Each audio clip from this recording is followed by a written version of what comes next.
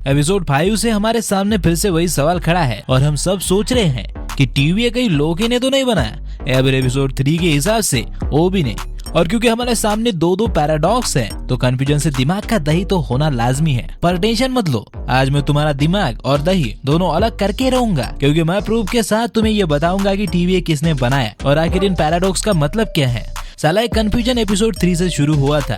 1868 में secret timeline Chicago में Rensselaer ने TV guideline book Victor Timely के बचपन में उसे दी थी, और क्योंकि इसे ओरोबोरोस ने लिखा है तो टीवी को बनाने का क्रेडिट ओबी को देना चाहिए। लेकिन चौथे एपिसोड में जब ओबी और विक्टर टाइमली मिलते हैं तो ओबी कहता है कि उसने जो कुछ भी सीखा वो 19वीं सेंचुरी के साइंटिस्ट विक्टर टाइमली से सीखा है। तो अगर ओबी ने विक्टर टाइमली से सीखा और अगर विक्टर टाइमली ने ओरोबोरोस की बुक से टीवीए के बारे में सीखा, तो टीवीए को किसने बनाया। और ये कम था कि एपिसोड 5 में लोकी वही बुक फिर से ओबी को देता है, जिसकी वजह से ये कहा जा रहा है कि टीवीए को लोकी ने बनाया है। और ऊपर से टाइम स्लिप को लोकी का कंट्रोल करना इस चीज को और पक्का करता है। तो चलो एक एक करके इन्हें क्लियर करते हैं। और सबसे पहले ओबी और विक्टर टाइमली के पैराडॉक्स पर आते हैं और उसके बाद लोकी और ओबी के पैराडॉक्स को क्लियर करेंगे। तो जैसा कि मैंने तुम्हें बताया था कि बचपन में जब रवोना ने विक्टर को बुक दी थी तब वो 1868 सीक्रेट टाइमलाइन में था। लेकिन जब 1893 में यानी ठीक 25 साल बाद लोकी, मोबियस और रवोना रेंसलेयर विक्टर टाइमली को ढूंढने आते हैं तो सब कुछ वही होता है। वो शिकागो शहर में ही आते हैं पर टाइमलाइन बदल जाती है, यानी कि जो विक्टर टाइमली सीक्रेट टाइमलाइन में रहता था उसकी एक ब्रांच टाइमलाइन होती है। दरअसल यही चीज है जिसको सब लोग मिस कर रहे हैं। लोकी के सीजन में या फिर एमसीयू में टाइम ट्रैवल ऐसे ही काम करता है कि अगर तुमने पास्ट में जाकर कुछ भी बदला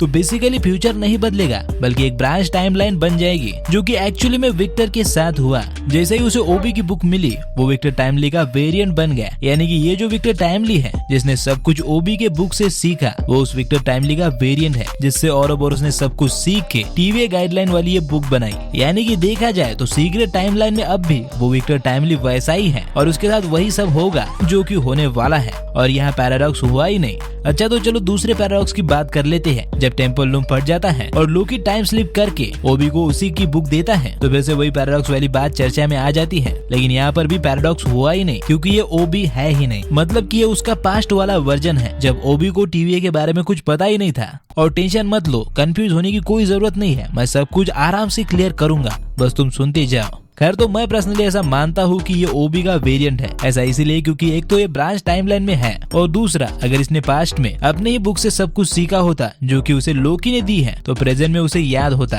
पर क्लियरली प्रेजेंट में ओबी कहता है कि उसने सब कुछ विक्टर टाइमली से सीखा था, यानी ये पास्ट वाला ओबी उसका वेरिएंट है। या फिर अगर वो ओबी ही है तो भी जब एपिसोड के लास्ट में लोकी टाइम स्लिप पर कंट्रोल कर लेता है तो हम सब देखते हैं कि वो वापिस से उसी जगह आता है जब विक्टर टाइमली टेम्पल लूम में जाने वाला होता है, और वो आते वक्त उसी बॉडी में वापस आता है जैसे कि कुछ हुआ ही ना हो। जबकि हमने पहले उसे दो बॉडीज में देखा था, यानी कि दो लोकीज, एक पास्ट वाला और एक फ्यूचर वाला। लेकिन इस बार ऐसा नहीं हुआ, और ऐसा इसीलिए हुआ क्योंकि पूरी रियलिटी डिस्ट्रॉय होने वाली होती है। क्योंकि अगर तुमने ध्यान से देखा तो लोकी के टाइम स्लिप पर कंट्रोल करते वक्त उस समय की पूरी रियलिटी डिस्ट्रॉय होने वाली होती है। वो टाइमलाइन जिसमें लोकी ने सब कुछ जमा किया था वो डिस्ट्रॉय हो जाती है। और हमने देखा कि लोकी के टाइम स्लिप करने से पहले भी उसके सामने ओबी, मोबियस, केसी, सिल्वी और B-15 इन सब की ऑलरेडी मैगी बन चुकी है। तो बेसिकली मैं ये कहना चाहता हूँ कि लोकी ने एपिसोड 5 में जो भी किया वो जिस भी टाइमलाइन में गया वो सब कुछ ना होने के बराबर ही है, क्योंकि लोकी के वहाँ जाते ही उस रियलिटी की ओबी की बची आखिरी टाइमलाइन भी मिट गई। यानी कि तुम ये कह सकते हो कि लोकी ने ओबी को वो बुक कभी दी ही नहीं, ओरोबोरोस और लोकी कभी मिले ही नहीं। और मैं श्योर हूँ कि हमें अगले एपिसोड में जो कि फाइनल एपिसोड होने वाला है उसमें लोकी के सिवा किसी और को ये सब कुछ याद ही नहीं रहने वाला, क्योंकि बेसिकली ओबी जिनसे मिला था वो सब वेरिएंट थे। तो मेरे हिसाब से अब तुम्हें दोनों पैराडॉक्स क्लियर हो गए होंगे।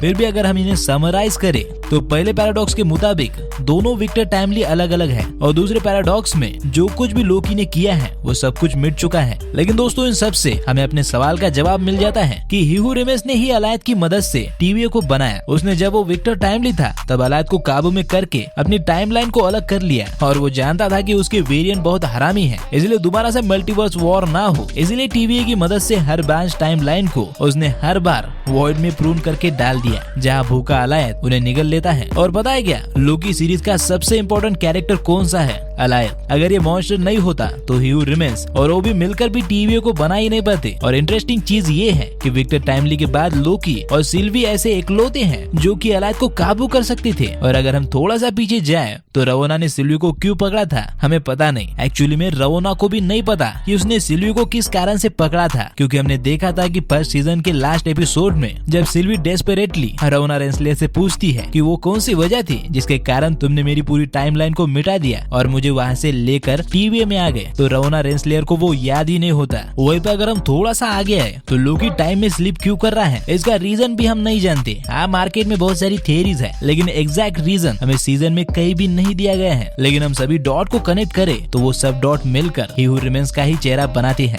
यहाँ तक कि उसने खुद भी बताया था कि उसने कई बार ट्राई करके देखा, कई पॉसिबिलिटीज को बार बार दोहरा के देखा, लेकिन लोकी और सिल्वी थे जो उसके काम आ सके। और जहाँ से मैं देख रहा हूँ ही हू रिमेन्स का प्लान साफ नजर आ रहा है। और अगर इस वीडियो को तुम्हारा अच्छा सपोर्ट मिला तो मैं ही हू रिमेन्स के प्लान को लेकर एक डिटेल वीडियो बनाऊंगा और उस वीडियो में मैं तुम्हें कैंग का वो प्लान बताऊंगा जो तुम्हें इंटरनेट पर कहीं भी नहीं मिलेगा। और हाँ, मैं इस बात को लेकर भी श्योर हूँ कि लास्ट एपिसोड में भी हमें कैंग के प्लान को लेकर या फिर ही हू रिमेन्स के प्लान को लेकर कुछ भी रिवील नहीं किया जाएगा। इसलिए अगर तुम चाहते हो कि मैं उस पर एक वीडियो बनाऊं तो इस वीडियो को दबा के लाइक और शेयर करो और सब्सक्राइब तो तुम्हें करना ही पड़ेगा, क्योंकि ऐसी वीडियोस भी देखनी है तुम्हें। तो फिर मैं चलता हूँ, आज की वीडियो में बस इतना ही। हम मिलेंगे अगली वीडियो में, तब तक आप फिल्में देखो।